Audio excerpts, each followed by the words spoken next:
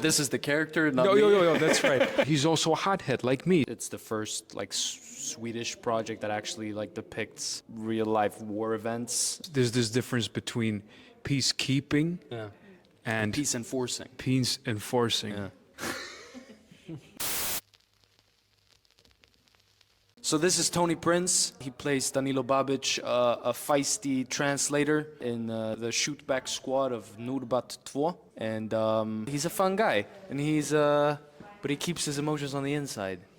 Until they're not on the inside. Until they're not on the inside. Yeah. And he's a great actor. That little part you left on the end? Jesus Christ, You all like right. that? I was gonna go ballistic on you, but No. now I'm kind of softened up. Yeah. Well, he's You can go ballistic. he's a whiny, insecure, racist kid from the backgrounds of nowhere in the south of Sweden. Maybe But he's clarify that this is the character, not me. Yo, that's right. All right, so so this is Edvin Ryding, and he plays Johan Strand in the series of A Life's Worth. He plays this whiny, racist type kid from the backgrounds of nowhere in the south of Sweden, but he's a very big heart. And all of a sudden, we see evidence of that through a love story that is very compelling and beautiful. And he's also a hothead like me, so we have something in common. Not me, but my character. Yeah. He's cute with his mustache and the accent and all of that. So Thank you. funny. Yeah. Also an amazing actor.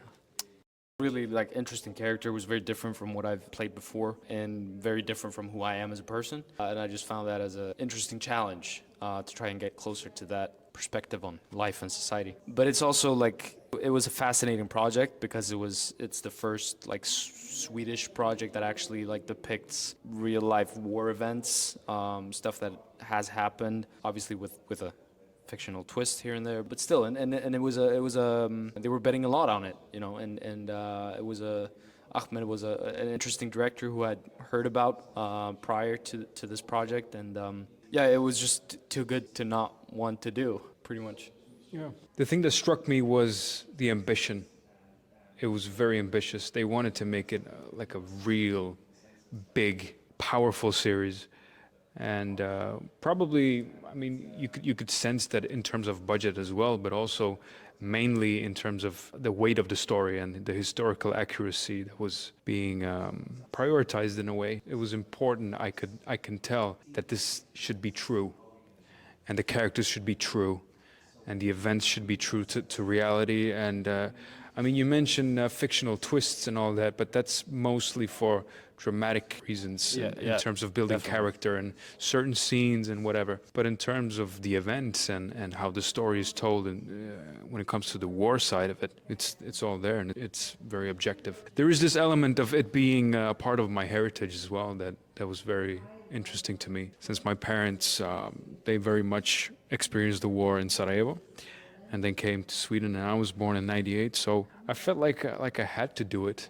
And as Edvin mentioned, it's the first time it's ever depicted on screen in Sweden, war in general, but specifically this conflict. It is very much present in Swedish society because a large migrant group settled in Sweden and the north, and a lot of these kids that are now adults became very successful and sort of grew into society and adapted the Swedish way without forgetting their heritage and what their parents went through.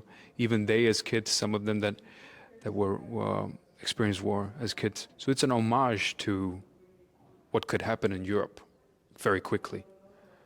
And we had to do it. I think it's important to mention that Sweden has, Mona said earlier, but we've had soldiers on UN peacekeeping missions prior. They've been to Lebanon and Congo and other places since. Bosnia as well, or the Balkans, and the thing is, we've always had some sort of mandatory military service in different shapes and forms, but the mentality, I think, has always been as a growing up as a Sweden, knowing okay, yeah, I might do military service, but we're never gonna go into war.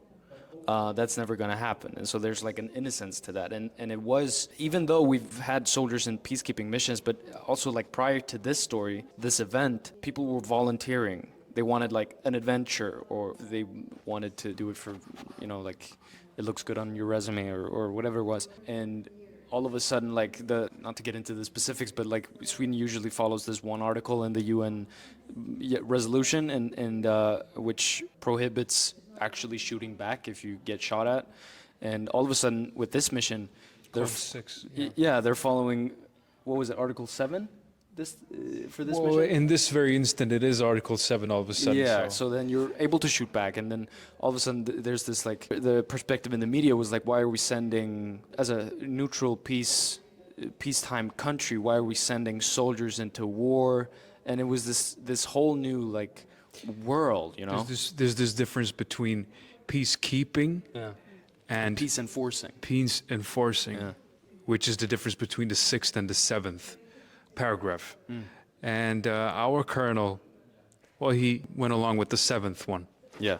And all of a sudden, the Swedes were a bit different Yeah. than other UN groups.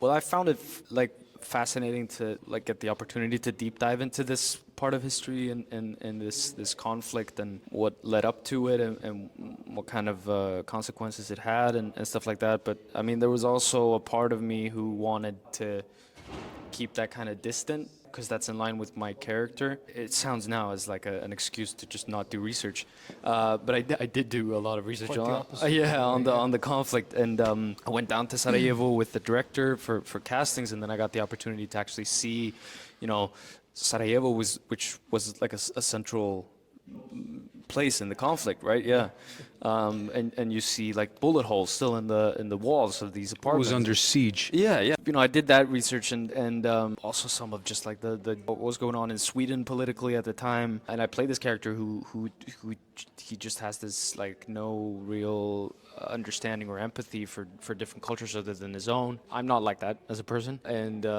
so that was like, I wouldn't say I was like able to get into that mindset, but it was like I was in a neighboring area, so to speak. I had a lot of conversations with Ahmed, our director, of just like trying to find a different way into it other than just like, okay, so I'm just going to start hating on other cultures for 6 months.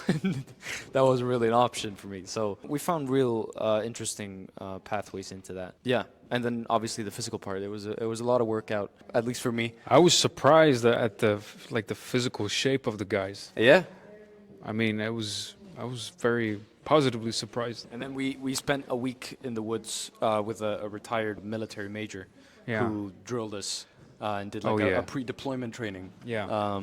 Where we work with guns with blank bullets and shooting them and like practicing loading the guns and like how to move like a soldier and we were sleeping in the woods and we were doing all kinds of stuff, hostage simulations. It was insane. Yeah. At a lot of points we were just like looking at each other. We're like, we're actors. What are we doing? Yeah, we Like- were talking about food all the time. Yeah. That was the only thing that was on our minds. Yeah. That relating that hunger is a thing. Yeah. That's crazy. Yeah. That people are people and war is horrible no matter what. Also, these are young people. That's like one of the things. You think about men and they're going to war. No, these are kids. Yeah. It's like his character is 19, mine is what, 20, 23, 4? Yeah. Like, I don't know. People Also- get families when they're 35 nowadays, Yeah. and these kids go to war. It's like, oh, yeah. That's an aspect you don't think about.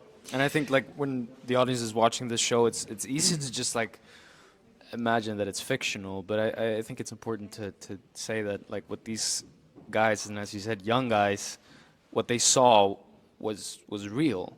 And also the soldiers in the different parties of the conflict, they were kids as well. Oh, yeah. You know?